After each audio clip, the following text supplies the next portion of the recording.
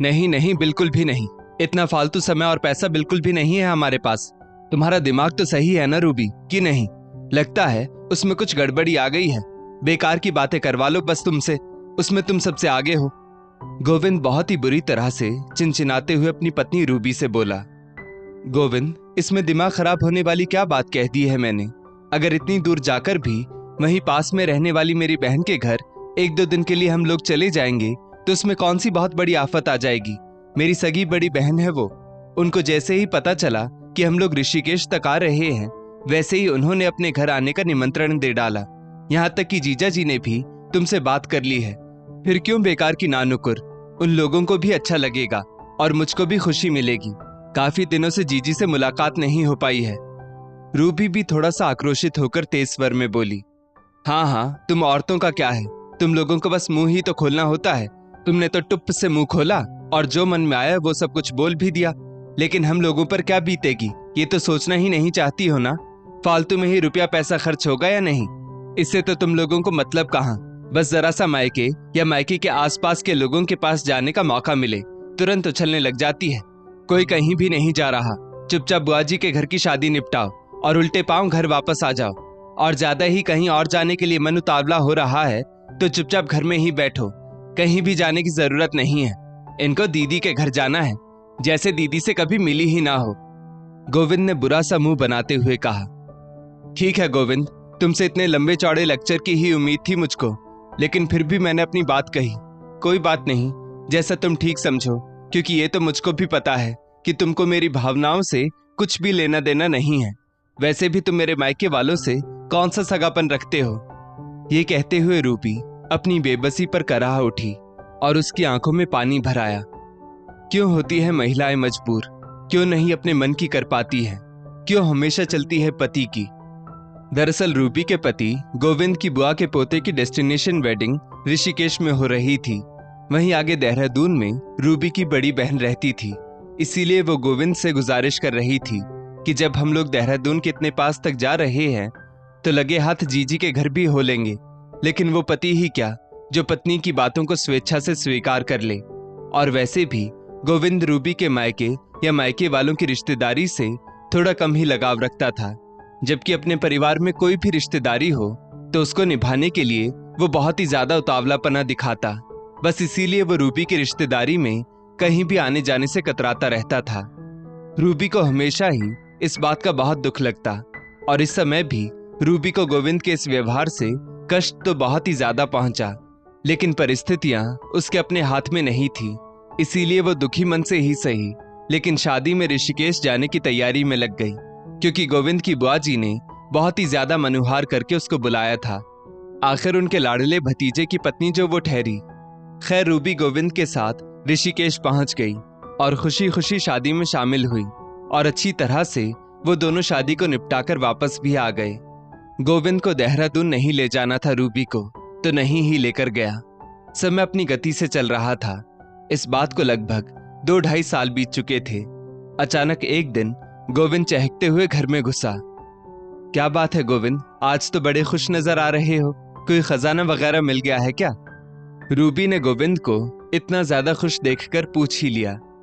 ये देखो रूबी, मौसी जी की नातिन की शादी का कार्ड आया है और वो लोग ये शादी बनारस में जाकर कर रहे हैं। मुझको तो शादी से ज्यादा खुशी इस बात की है कि शादी तो सिर्फ बहाना बन जाएगी, लेकिन लगे हाथ लखनऊ में मेरी बहन बिन्नी के घर भी 2-4 दिनों के लिए हो आएंगे। बिन्नी बहुत ज्यादा बुलाती है, लेकिन व्यस्तता के कारण उसके पास बिल्कुल भी जाना नहीं हो पाता, इसीलिए बस अभी से तैयारी शुरू कर दो।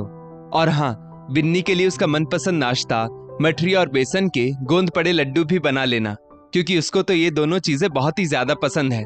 खुश हो जाएगी ये सब पाकर, और सचमुच बहुत ही ज्यादा खुश हो जाएगी वो ये भी सुनकर कि उसके भाई भाभी उसके पास 2-4 दिनों के लिए रहने आ रहे हैं। गोविंद भाव आवेश में सब कुछ बोलते ही चला जा रहा था। रूबी बिल्कुल तटस्थ होकर सब कुछ सुन रही थी। आखिरकार जब बर्दाश्त नहीं हुआ तो वो बोल ही पड़ी, लेकिन बिन्नी जीजी के घर क्यों जाना है? वो तो अभी जून में ही यहाँ पर रहने के लिए आई थी और 10-12 दिनों तक रुकी भी थी। रूबी ने बहुत ही मायूसी के साथ निर्विकार भाव से कहा। रूबी, क्या मतलब है तुम्हारा? ये उसका मायका है, यहाँ पर तो आएगी ही ना? गोविंद रूबी की बातों को सुनकर एकदम से चौंकते हुए बोला, अरे नहीं, मैं तो ये कह रही हूँ कि तुम बिन्नी जीजी से तो अभी जून में ही मिल चुके हो, फिर से उनके घर जाकर उनसे मिलने की क्या जरूरत है? ये थोड़ा मेरी समझ से परे है। रूबी तो सचमुच मौके की तलाश में थी, बस इसीलिए उसने फिर से शब्दों को खूब चबा चबा कर कहा, पागल हो गई हो क्या रूबी तुम? भला भाई बहन चाहे जितनी बार भी मिले, उसमें भी कुछ आपत्ति है तुमको? गोविंद ने फिर से अपनी बात बड़ी सहजता के साथ कह डाली, अरे नहीं नहीं, मैं तो ये कह रही थी कि तुम भी जब देखो तब बिन्नी जीजी से मिलने के लिए परेशान हो जाते हो, जबकि बिन्नी जीजी हर साल गर्मियों की छुट्टी में हम लोगों के पास आती है। गोविंद शायद तुम भूल गए, लेकिन मैं जिंदगी में कभी भी नहीं भूल सकती। मेरी शादी को 8 साल हो गए हैं, लेकिन मैं आज तक शुभी जीजी के घर नहीं जा पाई थी। शादी के बाद उनसे एक बार भी नहीं मिली। जब बुआ जी के घर शादी में ऋषिकेश गए थे, तब मैंने कितनी ज्यादा खुशामद की थी तुमसे कि 1-2 दिन के लिए ही चलकर जीजी से मिल लेते हैं, लेकिन तुमने ना जाने कितनी जली कटी बातें मुझको सुनाई थी कि तुम महिलाएं जब देखो तब मायके वालों से मिलने के लिए बेकरार रहती हो। ये तो बिल्कुल भी सोचना ही नहीं चाहती कि रुपया पैसा भी खर्च होता है। अब क्या बिन्नी जीजी से बिना रुपये पैसों के मिल लोगे? रूबी ने खिसियाते हुए कहा, अरे रूबी, तुम कहां की बात ले बैठी? ये भी तो सोचो कि बिन्नी बहन है मेरी। गोविंद ने जोश से भरकर हाथ हवा में लहराते हुए कहा, वाह पति देव, आखिर ये कौन सी पुस्तक में लिखा है कि पति अपनी बहन के साथ सब रिश्तों को निभाने के लिए स्वतंत्र है, लेकिन पत्नी अपने भाई बहन से रिश्ते निभाने के लिए पति की गुलाम बनकर रहे। मैं मौसी जी के यहाँ शादी में बनारस तो जरूर जाऊंगी, लेकिन बिन्नी जीजी के घर बिल्कुल भी नहीं जाऊंगी। ये बात तुम कान खोलकर सुन लो, और हाँ, इस बात के जिम्मेदार तुम खुद हो। रूबी ने बहुत ही दृढ़ता पूर्वक कहा, और हाँ, बिन्नी जीजी अगर मुझसे इस विषय में कुछ पूछेंगी या कुछ कहेंगी भी, तो मैं उनको सब कुछ साफ साफ बता दूंगी कि आपके भैया ने क्या क्या किया मेरे साथ। शायद वो मेरी मनोस्थिति को बहुत अच्छी तरह से समझ जाएंगी। प्लीज रूबी, मेरी बात मान जाओ, फिर भविष्य में मैं ऐसा कभी भी नहीं करूंगा।